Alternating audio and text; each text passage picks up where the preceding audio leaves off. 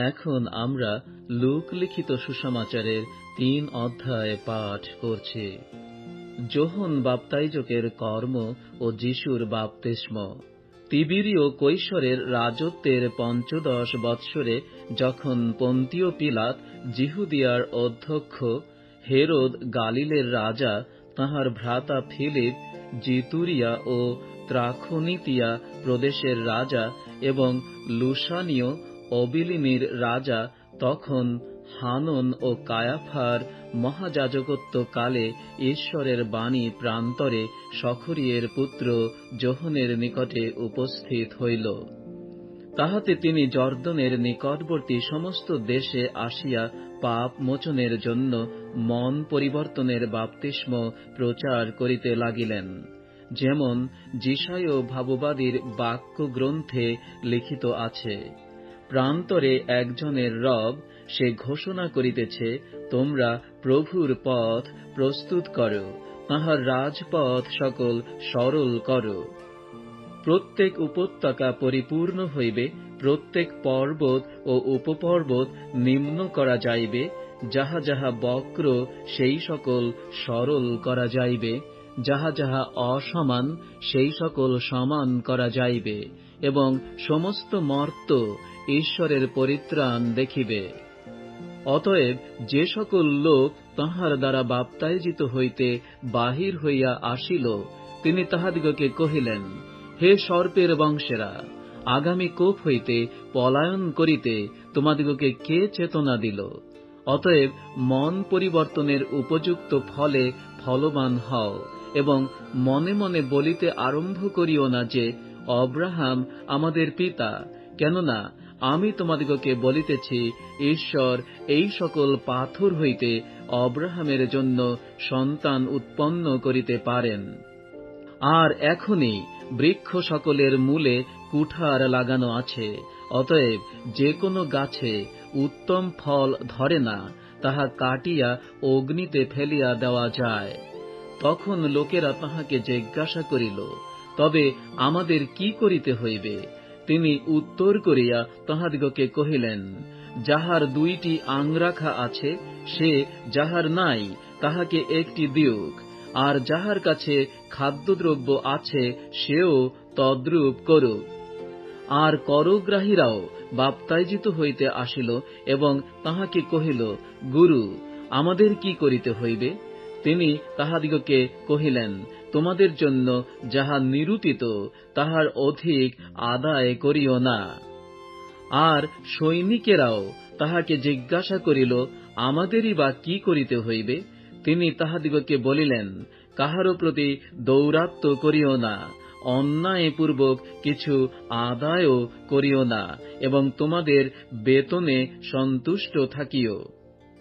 আর লোকেরা যখন অপেক্ষায় ছিল এবং যোহনের বিষয়ে সকলে মনে মনে এই তর্ক বিতর্ক করিতেছিল, কি জানি ইনি বা সেই খ্রিস্ট, তখন যোহন উত্তর করিয়া সকলকে কহিলেন, আমি তোমাদিগকে জলে বাপ্তাইজ করিতেছি বটে, কিন্তু এমন একজন আসিতেছেন, যিনি আমা অপেক্ষা শক্তিমান, যাহার পাদুকার বন্ধন খুলিবার যোগ্য আমি নই। তিনি তোমাদিগকে পবিত্র আত্মা ও অগ্নিতে বাপ্তাইজ করিবেন। তাহার কুলা তাহার হস্তে আছে, তিনি আপন খামার সুপরিষ্কৃত করিবেন ও গম আপন গোলাতে সংগ্রহ করিবেন, কিন্তু তুষ অনির্বাণ অগ্নিতে পোড়াইয়া দিবেন।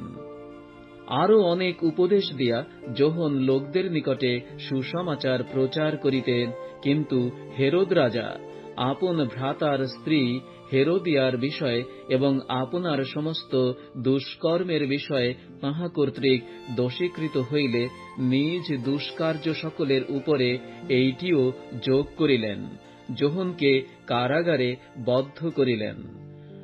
আর যখন সমস্ত লোক বাপ্তাইজিত হয়, তখন যিশুও বাপ্তাইজিত হইয়া প্রার্থনা করিতেছেন, এমন সময় স্বর্গ খুলিয়া গেল এবং পবিত্র আত্মা দৈহিক আকারে কপোতের ন্যায় তাঁহার উপরে নামিয়া আসিলেন। আর স্বর্গ হইতে এই বাণী হইল, তুমি আমার প্রিয়পুত্র, তোমাতেই আমি প্রীত।